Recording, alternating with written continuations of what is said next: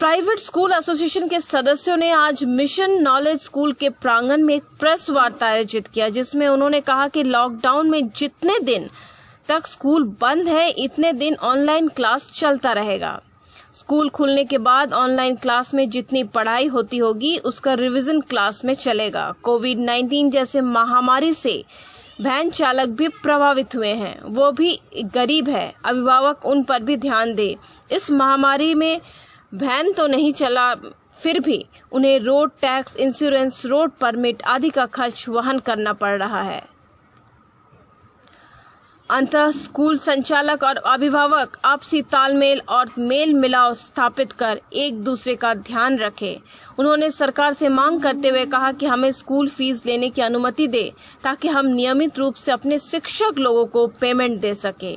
वहीं private school association के सचिव प्रवीण दुबे ने कहा कि झारखंड सरकार हमें फीस लेने की अनुमति दे ताकि हम लोग अपने शिक्षक लोगों को पेमेंट कर सके, क्योंकि इनके भी परिवार हैं। अगर हम फीस नहीं लेंगे तो अपने शिक्षकों को पेमेंट कहां से कर सकेंगे और हमारे शिक्षक के बीच भूखमरी की कगार उत्पन्न होगी। इसलिए सरकार से हम मांग करते हैं कि हम पेमेंट लेने की हमें अनुमति दिया जाए। प्राइवेट स्कूल एसोसिएशन झारखंड के द्वारा प्रदेश स्तरीय मीटिंग की गई, ऑनलाइन मीटिंग की गई, जिसमें झारखंड के लगभग 20 जिलों ने और उनके पदाधिकारियों ने भाग लिया और सबों ने अपने अपने समस्याओं को, जो स्कूल चलाने में सुविधा हो रही है, उन समस्याओं से एक दूसरे के सामने रखा और सरकार के सामने भी एक मांग पत्र रखा। मैं Praveen Dubey, private school association Jharkhand सचिव, आप सभी अभिभावकों से, सभी स्कूल संचालकों से और वर्तमान की सरकार से यह अपील करना चाहता हूं कि यह संकट का घड़ी है। इस अवधि में हमें भी सरकार की बात को माननी है और सरकार को भी हमारी बात माननी है। हमें भी अपने गार्जियन का ध्यान रखना है और गार्जियन भी अपने शिक्षकों का, जो उनके बच्चों को शिक्षा देते हैं, उनका ध्यान रखें। तभी यह संकट की घड़ी से हम लोग पार पा जाएंगे, पा सकते हैं। लॉकडाउन जितना दिन तक चलेगा, स्कूल उतना दिन तक ऑनलाइन क्लासेस चलाते रहेंगे और स्कूल खुलने के बाद जितनी भी पढ़ाई ऑनलाइन क्लासेस में हुई है उसका रिवीजन क्लास हम सब चलाएंगे। जरूरत पड़ेगी स्कूल के समय अवधि को बढ़ाएंगे, जरूरत पड़ेगी छुट्टियों को कम करेंगे।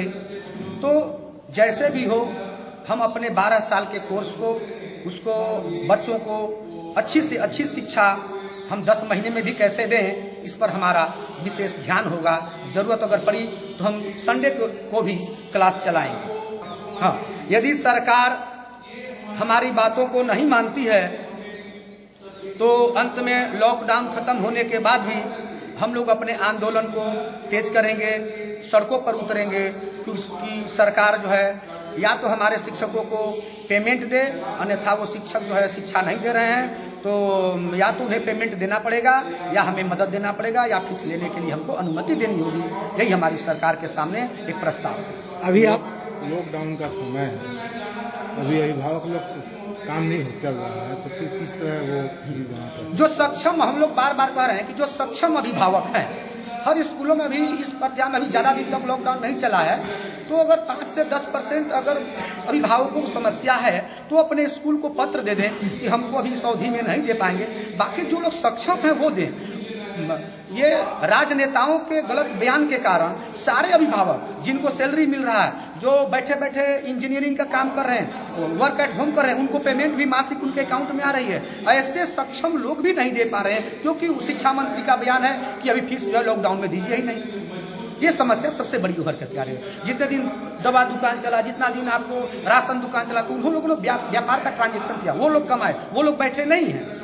तो जो लोग के पास समस्याएं हैं, जो मजदूर क्लास के बैठ गए, तो उनके बारे में हम सभी स्कूल संचालकों से कहेंगे कि अब वो अभिभावकों का ध्यान रखें, जरूरत पड़े तो उन्हें 1-2 महीने का माफ भी कर दें, लेकिन सारे लोगों के लिए यह ऑप्शन खुला नहीं हो सकता। वहीं प्राइवेट स्कूल एसोसिएशन के अध्यक्ष अखिलेश कुमार गिरी ने कहा कि सरकार अगर हमें फीस लेने की अनुमति नहीं देगी तो हम लोग अपने यहाँ काम करने वाले शिक्षकों को पेमेंट नहीं कर पाएंगे। हम लोगों का जीविका चलाने के मात्र यही स्कूल है। हम लोग सभी छात्र छात्राओं को ऑनलाइन पढ़ाई करा रहे हैं और स्कूल अगर खुलती है तो उसके बाद भी हम लोग पढ़ाई कर आएंगे। सोशल डिस्टेंसिंग के साथ हर एक क्लास में 20 बच्चों को बैठाकर पढ़ाई करवाया जाएगा और सोशल डिस्टेंस के साथ साथ सुरक्षा का भी ध्यान देंगे। इसलिए सरकार से हम मांग करते हैं कि हमें स्कूल खोलने के लिए अनुमति दें और फीस लेने के लिए आदेश दें ताकि हम लोगों को भी दिक्कत ना हो। सर, ऐसा है, मुख्य रूप से वर्तमान में जो स्थिति बनी हुई है कि शुल्क को लेकर, विशेषकर वर्तमान जो स्थिति बनी हुई है शुल्क को लेकर, कि शिक्षा मंत्री का बयान आता है कि 3 महीने का शुल्क नहीं लेना है, तो हमारा कहना ये होगा कि सर विशेष रूप से केवल शिक्षकों पर ही,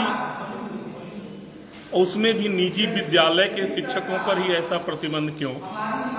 क्योंकि जो समस्या अन्य लोगों को परिवार चलाने में आ रही है वो समस्याएं निजी स्कूल के जो संचालक हों या फिर वहां काम करने वाले शैक्षणिक या गैर शैक्षणिक कर्मचारी हैं, उनके साथ भी वही समस्या उत्पन्न हो रही है। तो विशेषकर ये स्कूल को ही बाध्य करना कि आप 3 महीने का शुल्क ना लें, ये क्यों? यदि ऐसा करना ही है तो गवर्नमेंट सबसे पहले ये कहते हैं कि योग्य बनिए तब इच्छा कीजिए।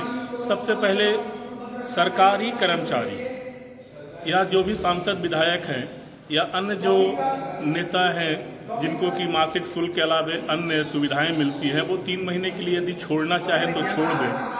सबसे प्रथम वो अपने आप को उदाहरण प्रस्तुत करें कि भाई हम लोग सारे विधायक, सांसद, मंत्री, सरकारी कर्मचारी जितने हैं वो 3 महीना का शुल्क इस अवधि में नहीं ले रहे हैं, आप लोग भी ऐसा कुछ कीजिए।